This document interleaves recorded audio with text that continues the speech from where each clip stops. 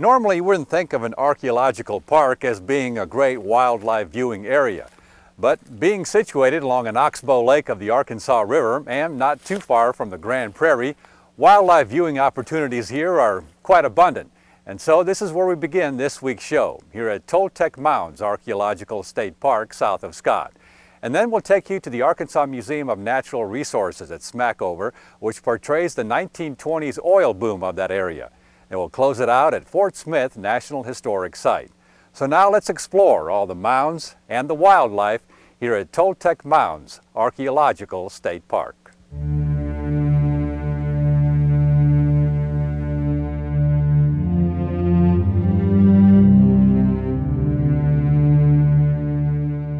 This National Historic Landmark is one of the largest and most impressive Native American mound sites in the lower Mississippi River Valley.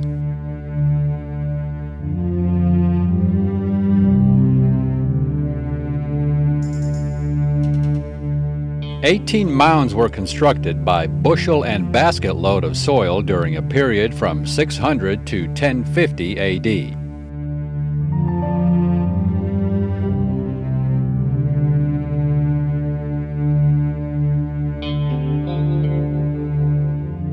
The Native Americans that would have been living here, we don't know their name because they were prehistoric Native Americans. They lived and existed here prior to any European contact, and really the only thing we know of them is through archaeological evidence. We don't know the name that they called themselves, for example. Archaeologists have given them a name, the Plum Bayou culture, just because of a local stream that's in the area that's called the Plum Bayou. But we know that they were occupying this site, and we know that this site had a great significance to those people. We know that this was the cultural center and the capital, if you will, of their civilization. It was the highest of the chiefs and the highest of the medicine men and the highest of the priests that lived in this site. Those folks and their immediate family is all that we believe that lived right in this site. And those people had influence over a much greater number of people, the entire Plum Bayou culture that lived in present-day Pulaski County, Lonoke County, and the surrounding area. And at certain times of the year, through archaeological evidence of tremendous feasts, we know that those people congregated here, whether it was for political reasons or cultural reasons or religious reasons. They would have big festivals of some type, and this was the center. This is where everyone came to for those big grand ceremonies. And the way the mounds are situated, there's a purpose to all this. This is very much a planned city, if you will.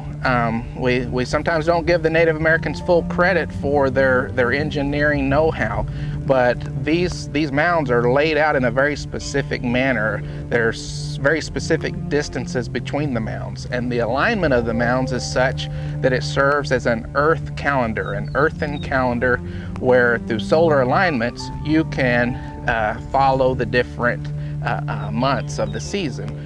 In particular, the spring and fall equinoxes, the summer solstice.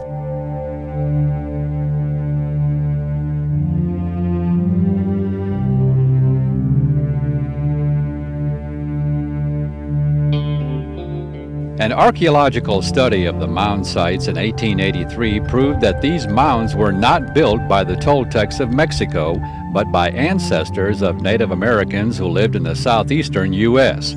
Of the 3 mounds that remain here, the tallest, 49.5 feet in height, is also the largest in the state. Referred to as Mound A, it's located alongside an oxbow lake of the Arkansas River called Mound Lake. This same lake provided the Native Americans here with water for cooking, bathing, and as a resource for food and travel. This is also an ideal area for wildlife viewing, especially migratory waterfowl and shorebirds. A boardwalk will lead you around Mound A and out into the water to an observation deck and the main wildlife viewing area.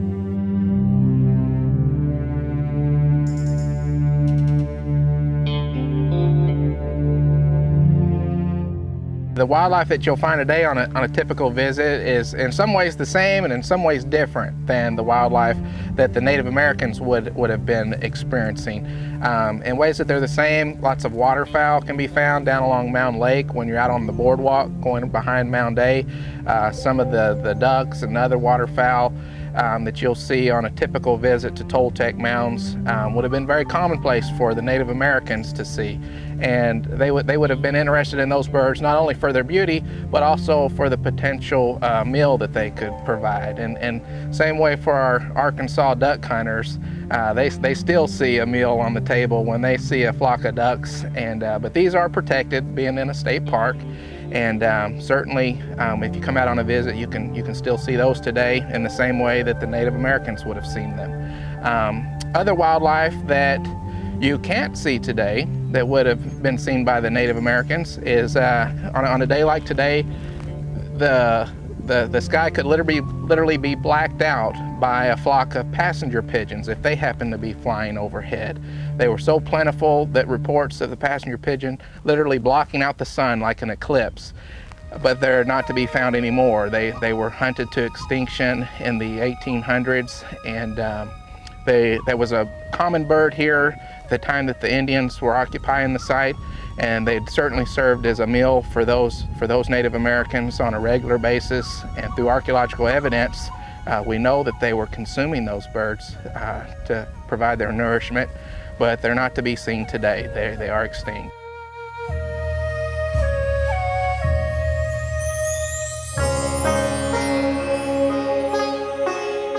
So pay a visit to Toltec Mounds Archaeological State Park near Scott and experience the wildlife and explore the Native American past of more than 1,000 years ago.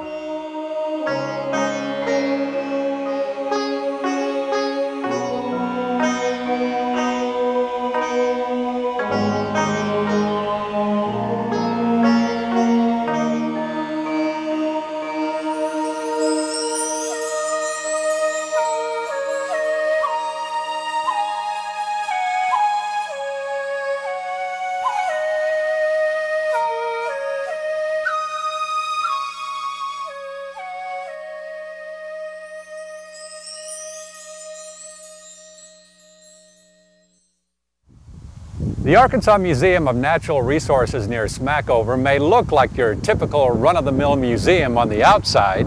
Along with an old oil derrick, what's out here is just for starters of your exploration into this area's past.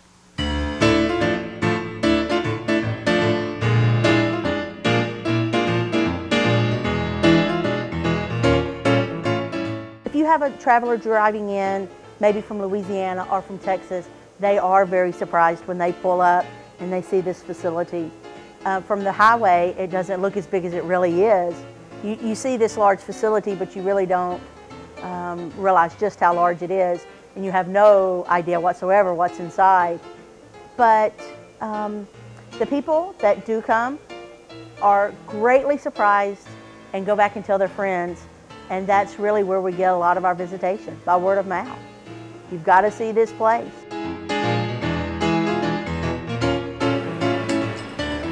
And gotta see it, you definitely do. What you will experience here is unlike at any other museum.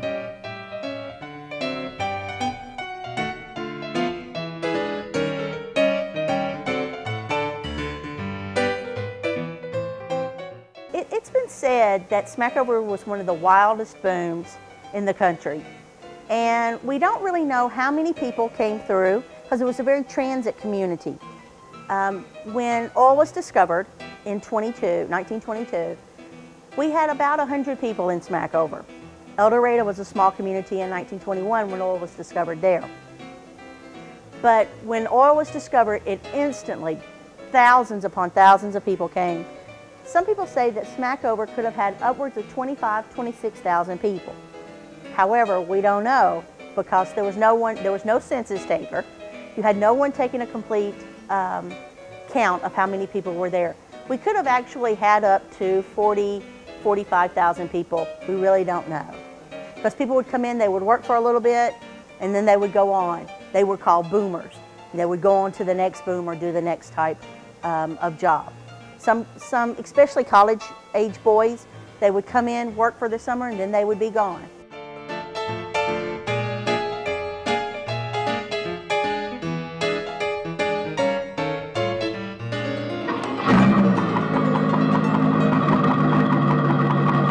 Walking through what represents an oversized drill hole, your unique time tunnel experience begins.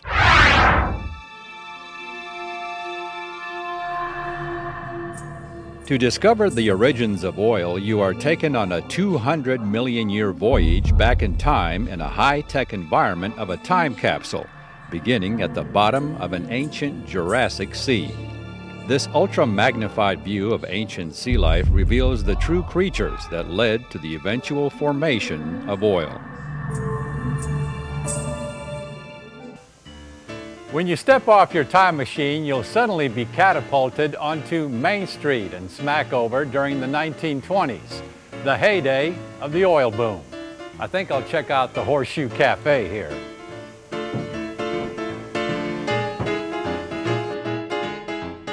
In the Smackover Journal newspaper office, you can witness firsthand all the bustle over the oil boom news of the day. Walking the street here, you can almost feel the fever and excitement of the town's residents. Everyone is talking oil. Hollywood couldn't have created a more elaborate and realistic setting. In fact, it is so real that you actually feel as if you have indeed traveled back in time to the 1920s. It's no wonder why this museum has won 30-some awards, including Arkansas Museum of the Year twice.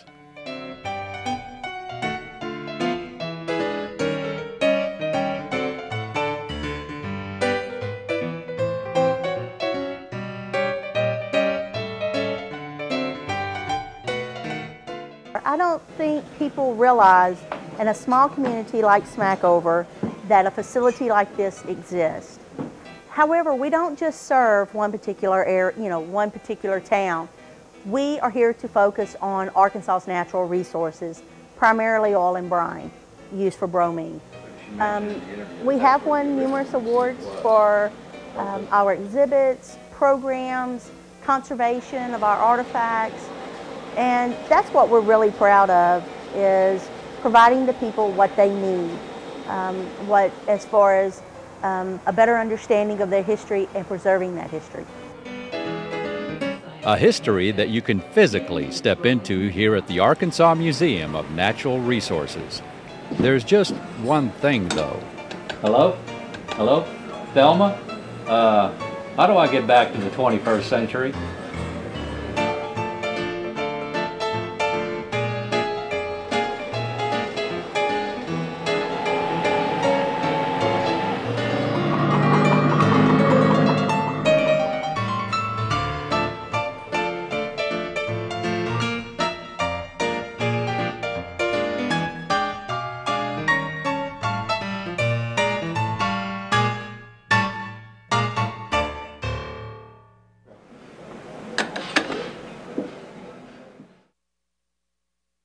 It was one of the first U.S. military posts established in the Louisiana Territory. Overlooking the site where the Arkansas and Poteau rivers meet, the U.S. Army opted this for a fort. And when soldiers arrived here in 1817, they named this site Fort Smith after their commanding officer, Thomas Smith.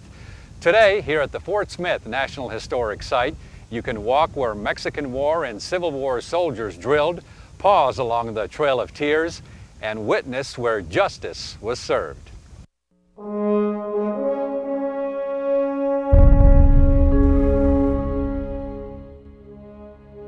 The first fort here was a wood stockade, looked like your stereotypical wood stockade military fort that you see back east farther.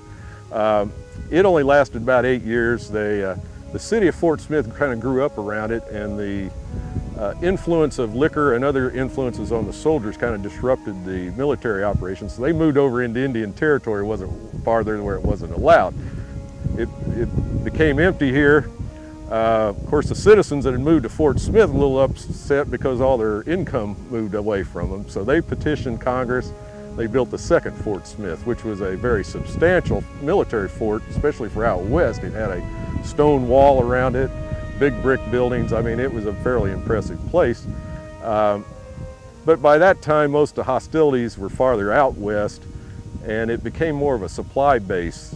Supplies would come upriver, which was pretty well, water levels would allow it to come up this far pretty regular. Then from here it was loaded on wagons and went to the forts out in farther west from here. And then during the Civil War, the Union, when the war started, the Confederates came up from Little Rock, took the fort over. The Union left. The Confederates stayed here and launched their military operations into Pea Ridge, Prairie Grove, and on up into Wilson's Creek from here. And then later on, as the war progressed, the Union came out, chased them out, and they stayed here. And it became a Union base for operations for the rest of the war. It was a little bit almost like Vietnam. You know, the Union controlled here. Out in the countryside, it was anybody's guess who was in charge. So it was a rough time during the Civil War in this part of the country.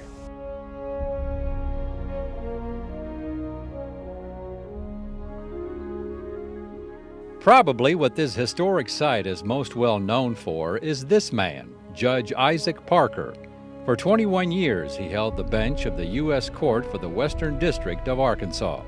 Parker was notorious for his swift Western-style justice and became known as the hanging judge. Negroes and a few Indians.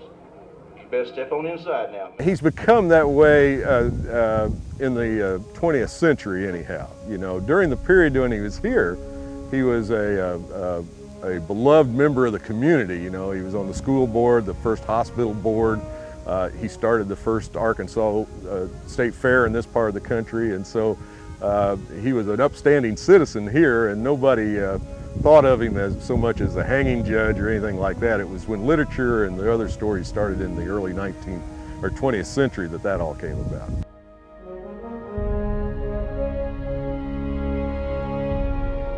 Parker sentenced more people to hang than any other judge in American history, 160. But less than half of those, only 79, actually walked up these gallows to meet their fate. Fort Smith National Historic Site is also part of the Trail of Tears National Historic Trail.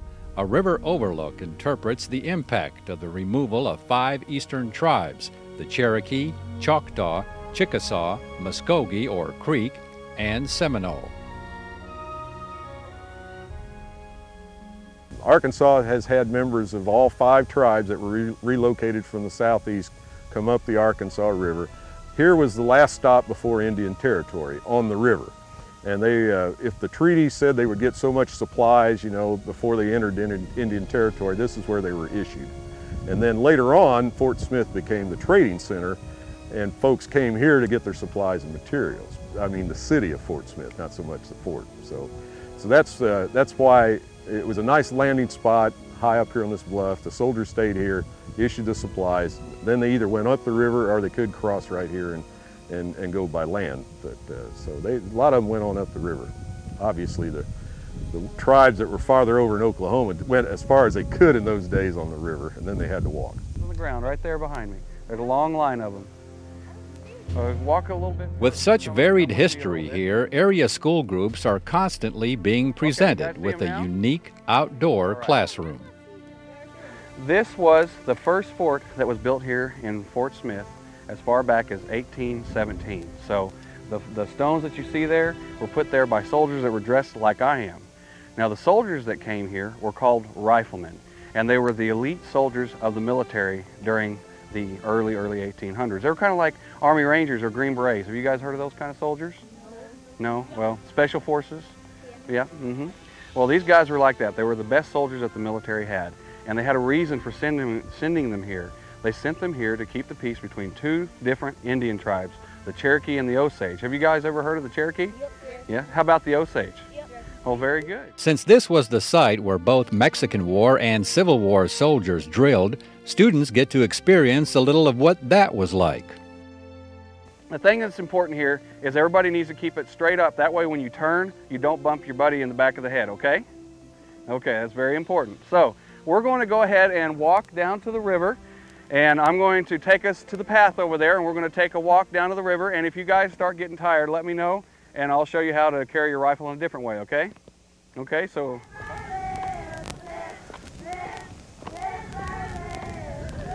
We're almost there. Company, halt! Left face. Do that direction. Okay, now, when I tell you to order arms, you grasp your musket up here. Now order arms, so put your hand up here and bring it down to your right side. Okay, now, how would you like to have to carry around a real musket that's a lot heavier than that, like mine, all day long? You guys would.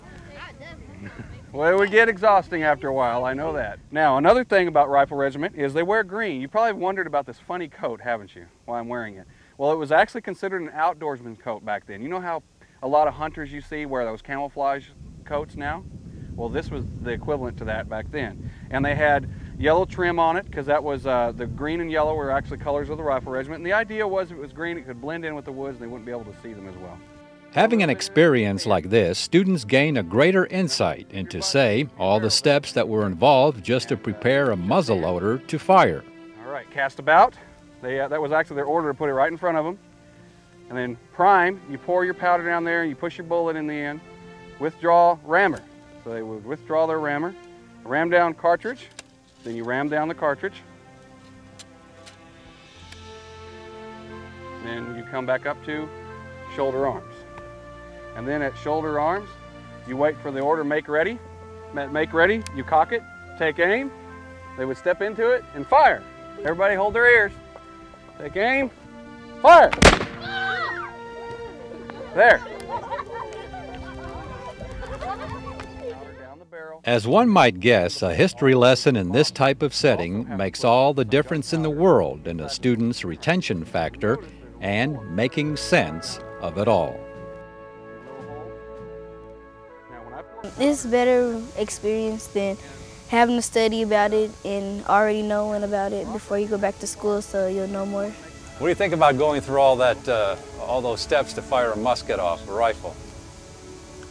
I wouldn't want to be in a war.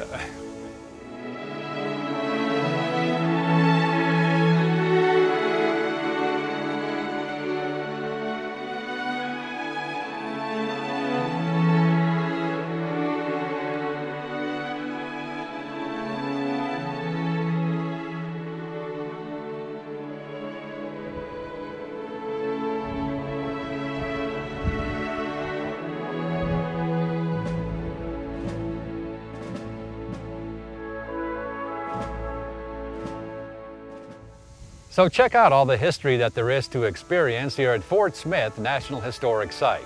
And for more on this destination, plus many of our others, and to view our maps or to order a copy of an episode, visit our website, aetn.org/exploring-Arkansas. And we'll see you again the next time for another exciting adventure on Exploring Arkansas.